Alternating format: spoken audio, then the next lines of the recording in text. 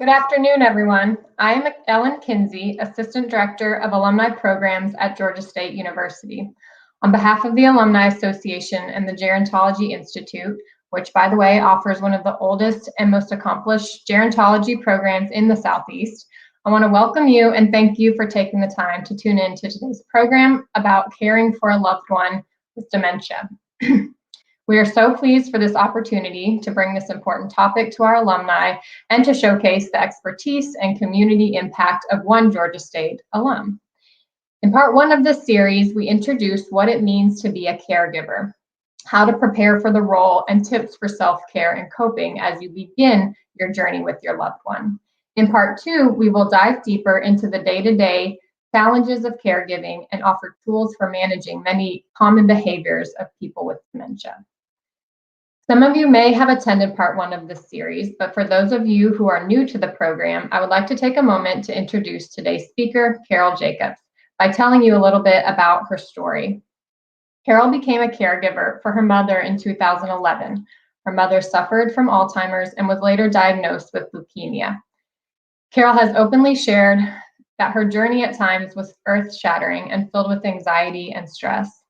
At the same time, she will tell you that this experience provided a beacon of light that pushed her forward. After she lost her mother, she enrolled at Georgia State University to gain knowledge and a greater understanding of caregivers' issues and needs. She graduated with a master's degree in gerontology at the age of 67. Today, the driving force of Carol's work is to offer much needed support and education to families as they navigate the journey of caregiving for a loved one with Alzheimer's or dementia. Her goal is to focus on the physical, emotional, and spiritual well-being of the caregiver. Please welcome Carol Jacobs.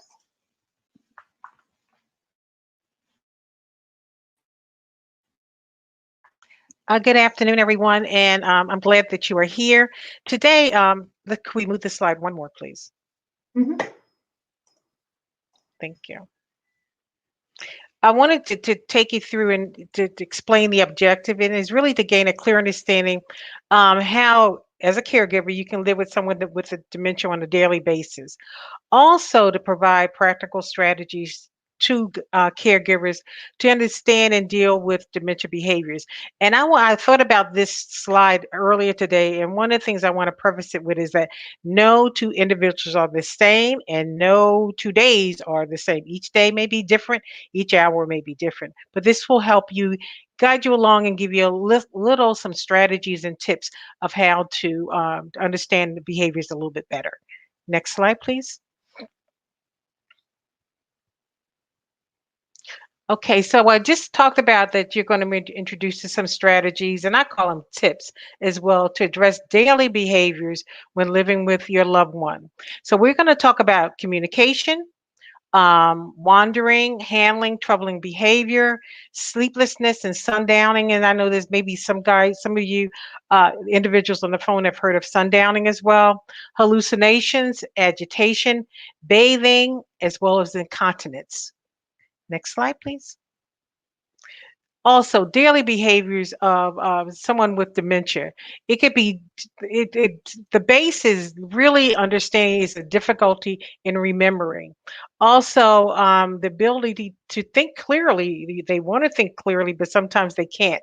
Taking care of themselves is another type of thing, behavior. Also, communicating with others, mood swings that may be geared because of medication, agitation, all environment, all variables, and a change in a person's personality and behavior. Next slide, please. Communication. Communication is important to me because I think about it, it helps you if you improve your communication skills when you're taking care of your loved one, that creates less stress and improves your quality of life, and also the quality of life of the one that you're taking care of. It enhances your ability to handle different situations and different behaviors that you may encounter with the person that you're taking care of as well. So how do we do this? So we set a positive mood for interaction. You state your message clearly of what you're trying to communicate to your loved one. You listen with your ears as well as with your heart. You break down, this is very key. You break, sometimes we just start talking and it may be 5 tasks that we're saying in one sentence, but you break down the activities into a series of steps. And also, communication is key because a lot of times your loved one can remember the good old days. My mom can remember the good old days. She loved her old music and the old songs and all those things. And the main one, and I should have made this highlighted, bold, and all of the above, is maintain your sense of humor. That is key. Next slide. Handling troubling behavior. So, what can cause it sometimes? It could be the accommodations that they're in. It could be the manage of control that you're trying to have on that individual. Um, Also, it could be uh, the idea of the environment and changing the environment they're in could also trigger some bad behavior. So, what happens during a day that you can look out for? So, it could be the behavior could be related to medication, the types of medication that they're on as well. It could be triggering some type of confusion and behaviors and those types of things.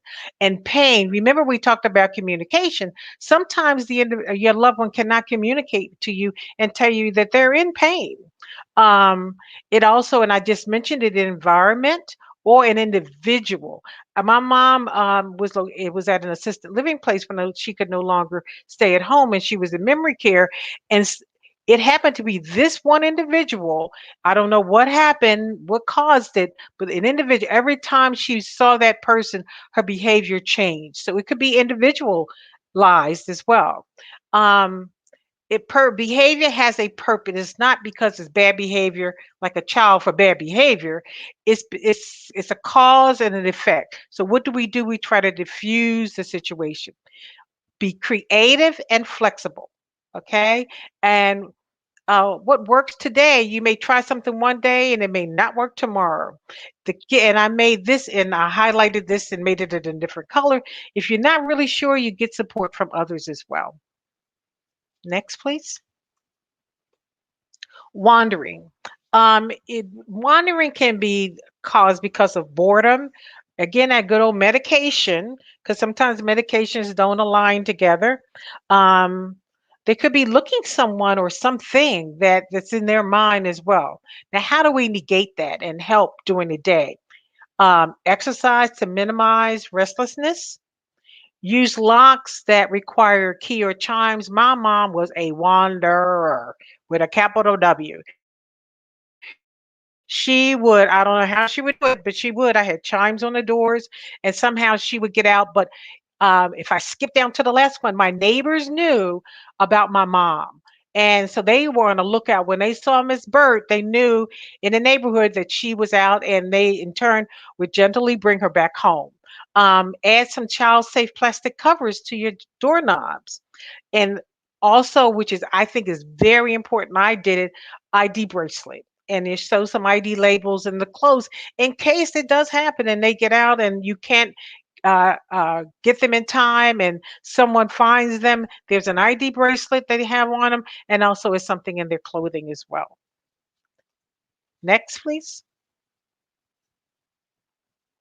Incontinence. Incontinence is loss of bladder or bowel control, um, or simply they can't remember to go to the bathroom.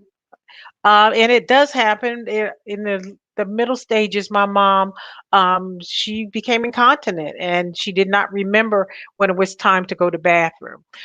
So one of the things I did was I established the routine, okay, and I scheduled her fluid intake as well. But I made sure that she was not dehydrated.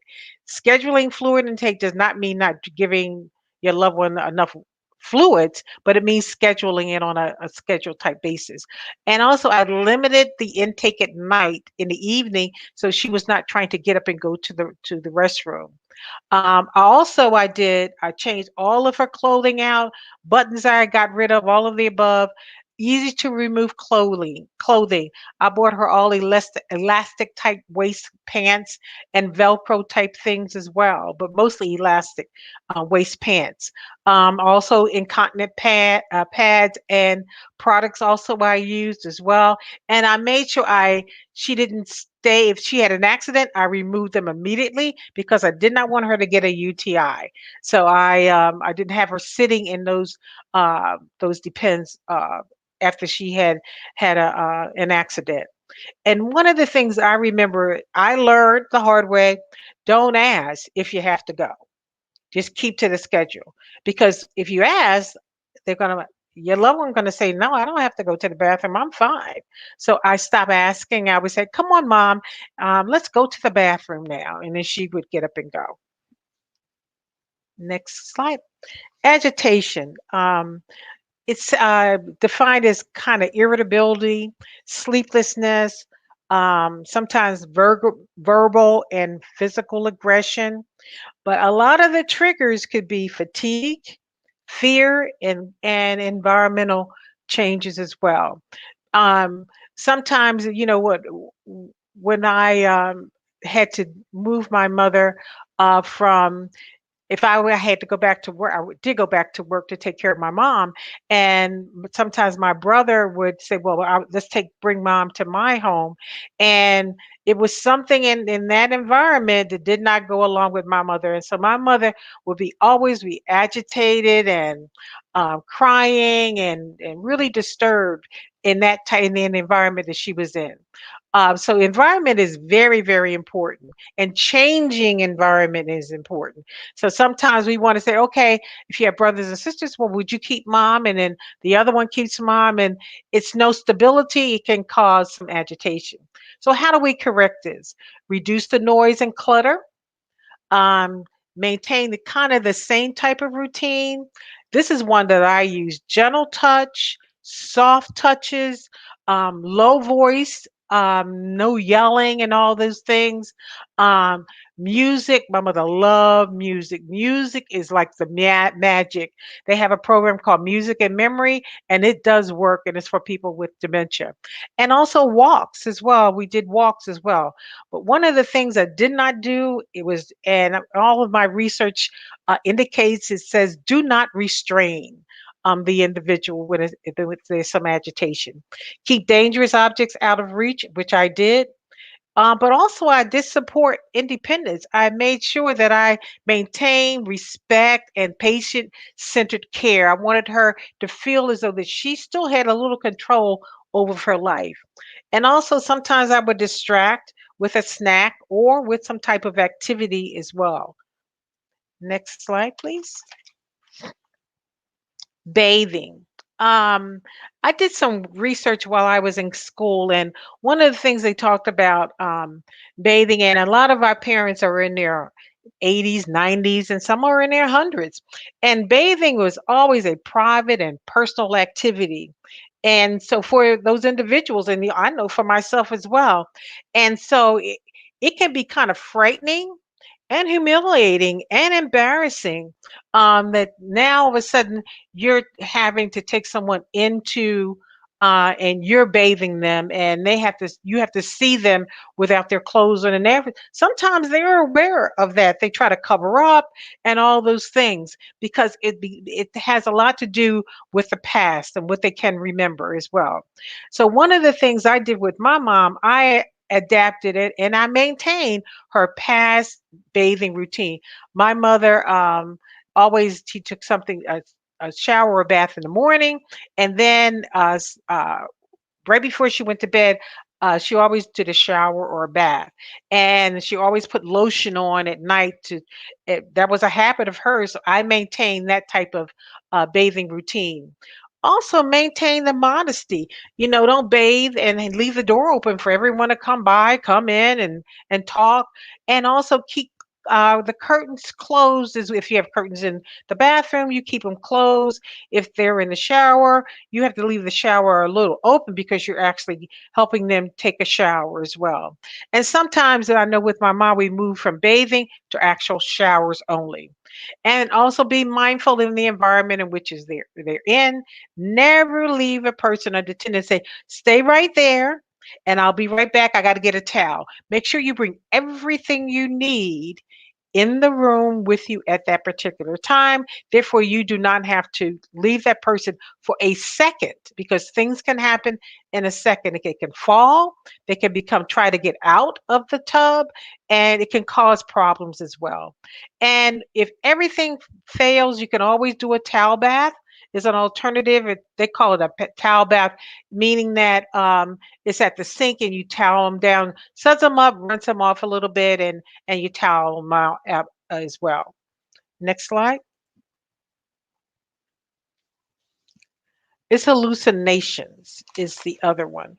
Um, One of the I learned something new today. I was telling Ellen that um, hallucinations, one of the hallmark symptoms for Lewy body dementia and also Parkinson's disease dementia is hallucination. It's decline in thinking, reasoning, and problem solving.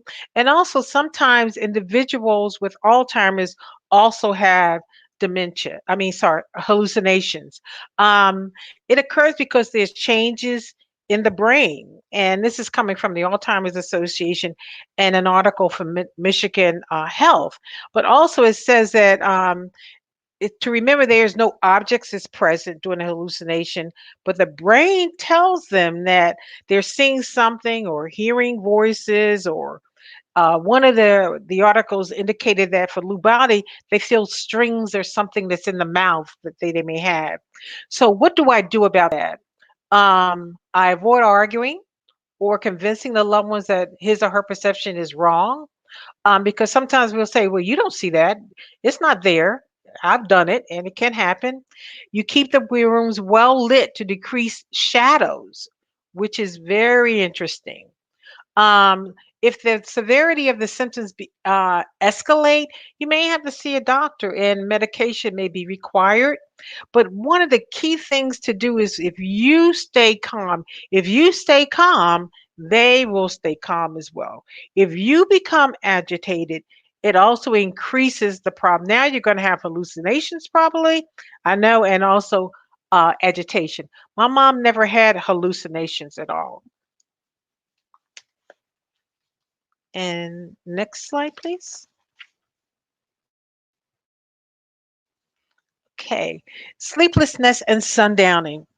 Um, it can be caused because of restlessness and agitation, disorientation, a lot of noise at the end of the day, maybe into the night. It may go as well.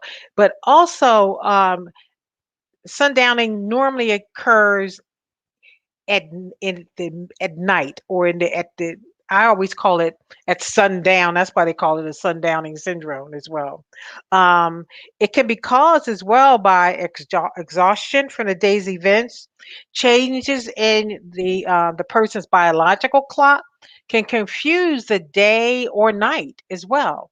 So what do I do? Okay, I can increase the daytime activity, discourage napping and inactivity. My mom never took a nap during the day. I always had her doing something during the day, folding clothes, putting socks together, those types of things. Diet is important. Watch the diet, watch your sugars, caffeines, junk foods as well. And as you go into evening, what I did, evening was quiet time, calm time. I had soothing music on. I put in a little bit of aromatherapy in the room, in her room as well. It was very quiet and subdued. Also, turn on the lights well before sunset. Close the curtains at dusk will minimize the shadows as well. Last resort as well is medication. But again, medication has its own issues. Medication may fix one problem, but create another. So you track that and you talk to your doctor as well. Next slide, please. Additional areas of concern. One of the things I think about a lot was dressing it because I changed all my mother's clothing. I did loose fitting clothing that we had easy access. I got rid of the zippers and the buttons and the snaps. I reduced her choices. In the beginning stages, she could pick out her clothes, but I reduced the amount of choices as well. Um, I facilitated dressing um, to support independence. I did not say, let me put your clothes on you for you. I would help her, but I maintained her independence. I removed the soiled clothing from the room so she would not put those same clothing back on. And I did not argue about her choices. I never argued. I never had, if she said one thing, I always said, okay, mom, whatever you say, mom. And then I went and did whatever was best. Um, Verbal outbursts is another thing. It's important that you stay calm and become reassuring. Validate their feelings. Understand what's going on. Is it something? Are they in pain? Is it medication? What's causing this outburst all of a sudden?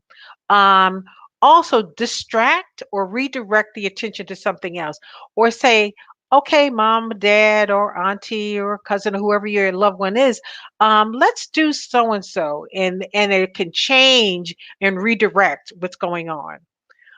Again, shadowing. I came back to it again. It occurs late in the day. You're going to comfort the person with verbal and physical reassurance. Distract, you see that's again, and redirect. That occurs a lot. Also, give loved one a job, folding clothes, drying cups, some type of activity as well. Next slide.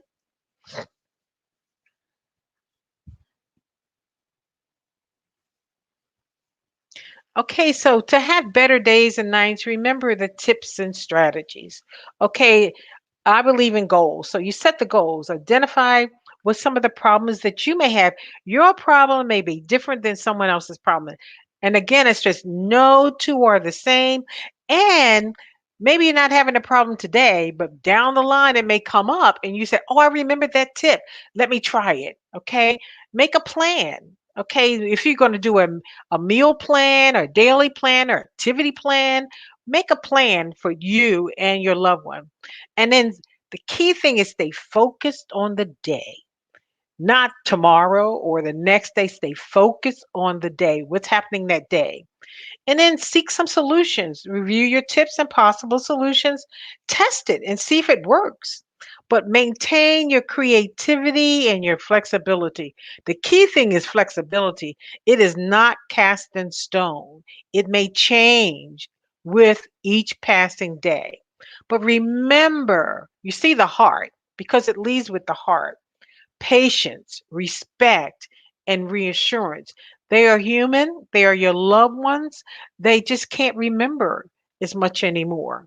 But sometimes all of a sudden, my mother would remember. She forgot my name, but sometimes she would remember my name and she would say, "Carol, that was a glorious day," because she would remember me. So it's patient centered. These guys are your care partners. They're not even your care receiver, they're your care partners in care because you're caring for them. Okay. Next slide, please. So with statistics, it's important to know statistics because you realize that you're not by yourself. You're not alone. There's other people out here that's going through the same things that you're going through as well. Um, One of the things it talks about is in the US population that 1 in 9 people age 65 and older, which is 11.3%, have Alzheimer's or other forms of dementia. I'm 69 and I'll be 70 in January.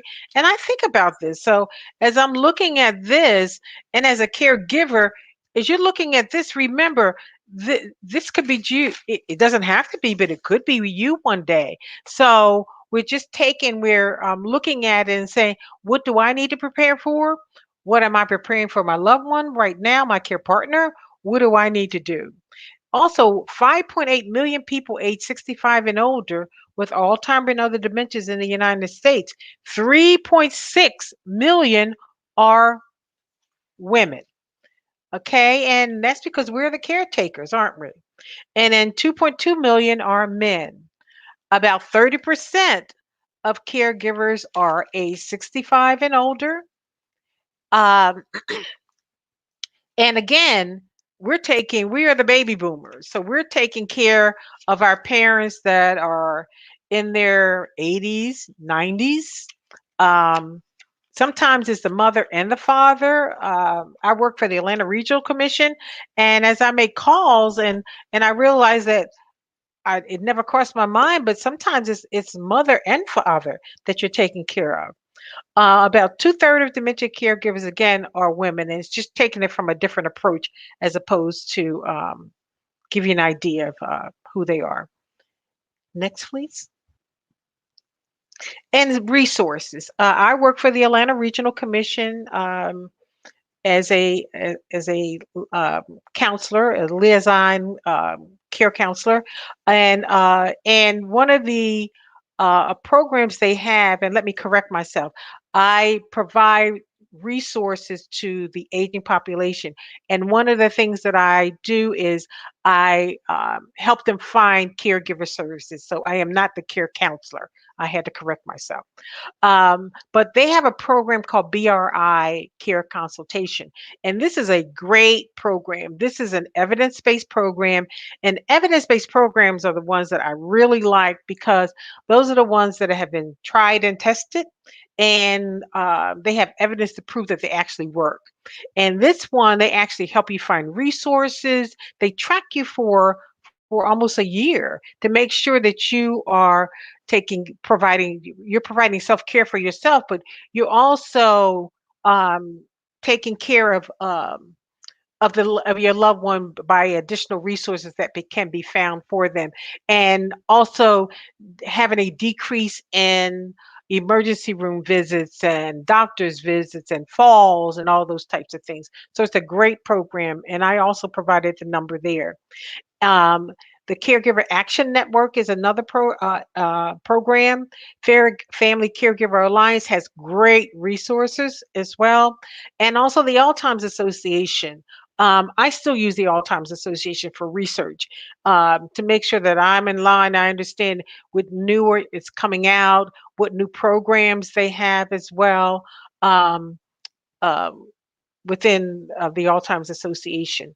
And Emory has also a program, and I didn't list it. I just saw it in one of the emails that came at the ARC this week, and it's for caregivers, and it's looking at a support group to help caregivers. But also that is a great one, and I will provide Alan with that information, and she can forward it to everyone as well. Um, but resources are key, and take advantage. And one of the things that helped me out the most was there was a support group. I always thought the support group was everybody's complaining, and I would leave there feeling bad. But every time I went, I felt uplifted. And with COVID, and I noticed that now a lot of things are being done virtually. But if you can, please take advantage of the support groups. The Alzheimer's Association provides information for support groups. Atlanta Regional Commission, we can give you information about that as well. But also all the other ones listed has an area that's geared on just with caregivers as well, but also it's a lot of information on support groups. I think Thank you that's so much, that. Carol. Thank you for providing that information. And You're welcome. I think if you've wrapped up this portion of your presentation, we can take some questions that came in Yes. from our audience members. Okay. Yes. So first, one woman said, could you offer tips on managing outgoing calls from iPhones? My mom keeps changing her Medicare plans and I have to fix these issues. Right now, she lives independently. Oh.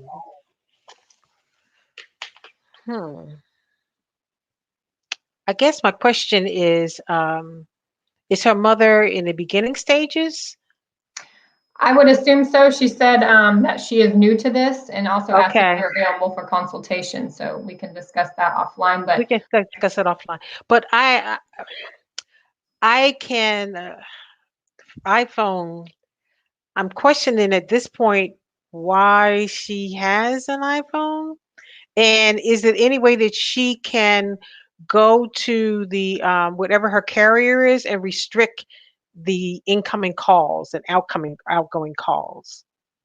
Because she okay. lives alone, it's kind of difficult when she's living alone, because now you're dealing with it's going to be a lot of other things that may occur, that one of the things my mother adhered, she used to answer the phone, but it was, but at one point I relieved her of her phone and also of her car, and it was a process. So one of the things I can say to that person, it is a process. So I would go to the carrier and see, is there any way I can do restrictions? Okay. Okay. Thank you. Thanks for that. And she did confirm that it was beginning stages. And I guess one of the benefits of her having a phone is that you can track it. Yes. So that is one benefit. Another question was, what can my family, it sounds like there's a group of women serving in a caregiving, aunts, sisters, etc., helping their father, who is in another state, who is overwhelmed with his diagnosis of the beginning stages of Alzheimer's.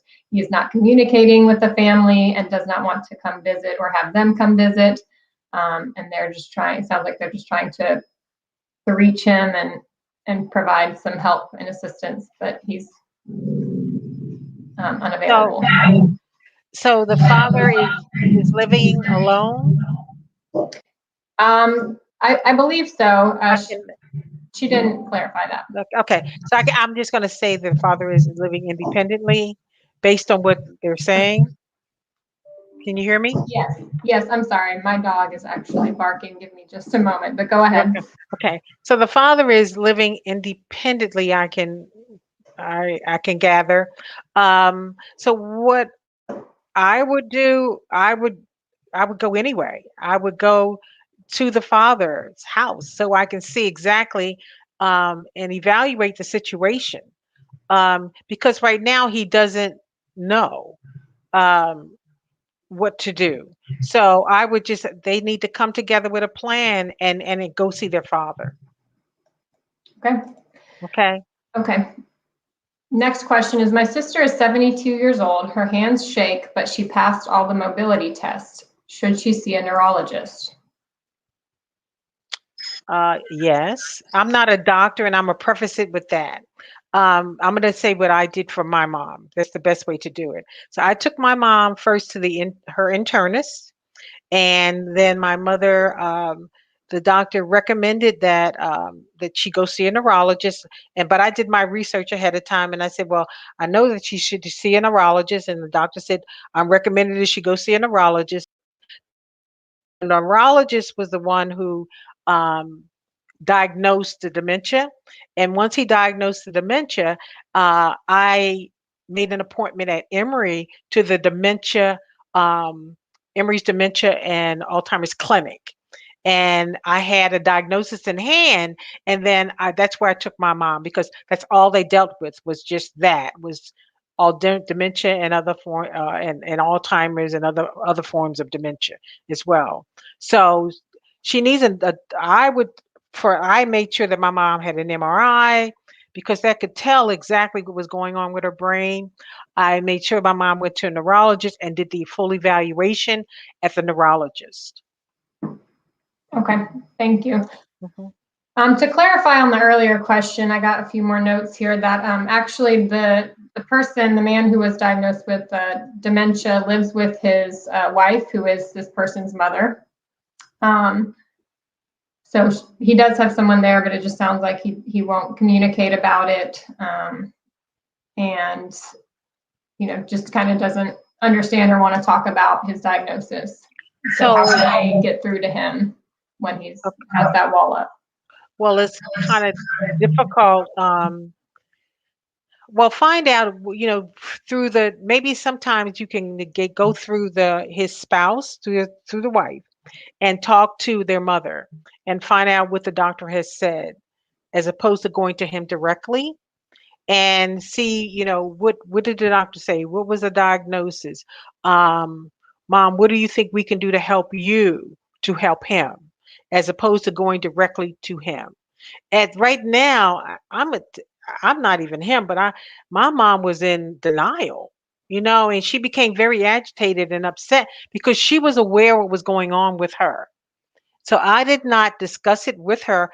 I took another route. I made sure it was me taking care of her. So it's a little bit different, but the wife is there on a daily basis. So I would talk to the mom and say, Mom, what did the doctor say? How can we help you behind the scenes, and go in that way.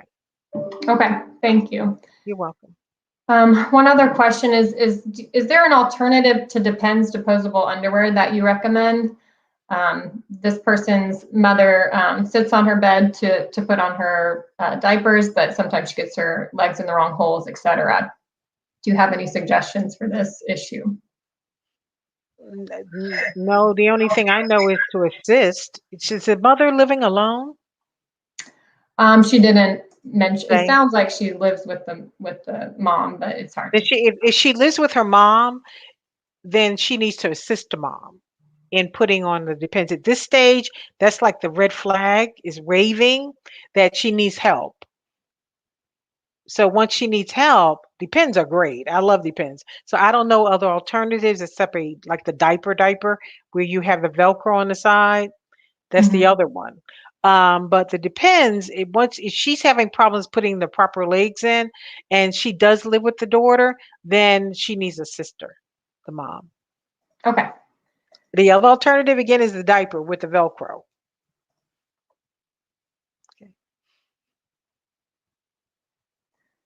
Okie dokie. Well, okay, we have one more. Mm-hmm. My sister has congestive heart failure in her mid-50s and shows signs of dementia. Her doctors say she cannot live by herself. So she has moved in with a sister who has a large, comfortable place for her. My sick sister is mean, often not communicative, and demanding. She is wearing us out. She won't let anyone help her except us sisters. We don't really know how to handle all of this. This is complicated. If you want to address this offline. I do. Okay. That sounds like a good plan. It is, yes. Yeah.